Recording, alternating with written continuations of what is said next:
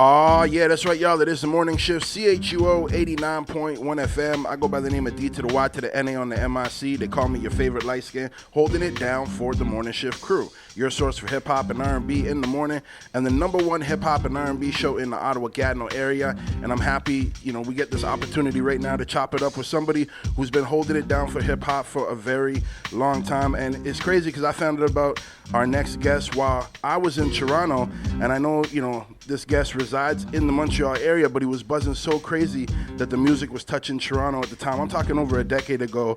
When I heard this artist, his music just hit differently, just felt different. He's got a strong, positive voice in the hip-hop culture. He's saying something that means something.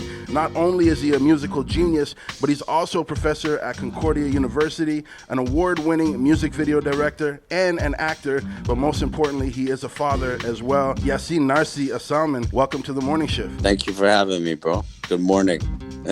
Good morning to you. And, I asked you before we started what you prefer, Yassin Narcy Alsalman, and you said just Narcy for short. But I wanted to know right off bat, when I did find out about you for the first time, it was the Narcicyst. Why the name change? It just became easier to navigate spaces as Narcy, and people call me Narcy.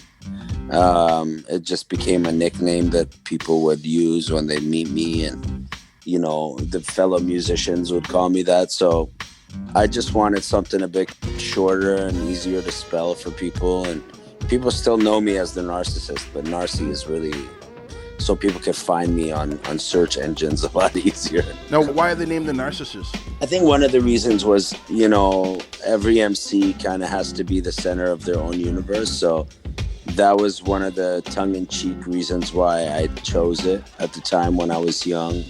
I was really writing battle raps and just like self-aggrandizing verses. And then it also became a mission statement in a sense, because that's really what I was talking about in my music, about how the narcissistic nature of Western society, or where we live, is really it's really self-centered. So it became the mantra of my work to remember to never be the narcissist, ironically. So what's an example of something that you would say in the Western side of things that you've seen as like an example of that selfishness? I mean, if you think about it, colonialism, what it's done to our mother countries, what it's done to the indigenous population of Canada, it comes from a very narcissistic, selfish, and almost insecure place, so the way we power grab as a part of the world, the way we function on planet Earth, the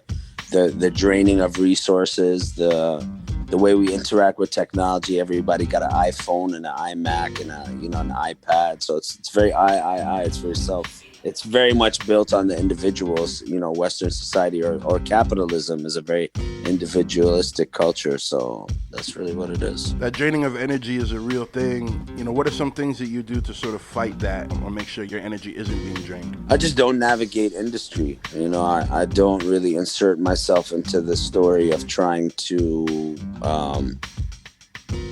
break through an industry that I know doesn't really respect cultures. So I've always been an independent artist, and as much as that's like a gift and a curse, it's also been a blessing because it's given me longevity to live through and feed myself through my career. So to not be in that rat race, because it really is a direct extension of the system that rules Canada or America. So I never really wanted to get into it for capitalist reasons more than to get in it for cultural reasons. Now, Narcy, at the beginning of the interview, I mentioned all those things that you do, and I'm sure even way more than what I'm finding here. But when it comes down to, being a professor at Concordia University, or being a video director, or being a musician, and all of these things, as well as a family man, how do you balance all of these things? I don't balance them.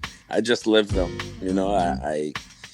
I piecemeal everything. I take time to work on certain things and spend, schedule my days so that on Mondays I correct papers for my class, and Tuesdays I spend time with my kids at the end. I don't work, and then Wednesdays I work on music and admin stuff. So just about splitting up the time correctly. And not sleeping as much as I should and just working. We got the amazing Narcy holding it down with us here on the morning shift this morning. And we got a couple of records here to play from you. I want you to lead the way with how we go with this. So we got the David Suzuki record, but we also got the record with Ottawa's own A Tribe Called Red. Which one do you want to get into first? Let's play David Suzuki first off my Love and Chaos record that I just put out recently. This features Nico Is, Colors of the Culture. Nico is an amazing Brazilian MC out the States, affiliated with Talib Kweli and the whole Javoti crew. And this song was recorded years ago, but when we got into quarantine, I put together the Love and Chaos album about what was going on, and a lot of the songs that I had on deck really spoke about the emotions that we were going through. So this is David Suzuki featuring Nico Is. Let's get into it, y'all. CHUO 89.1 FM.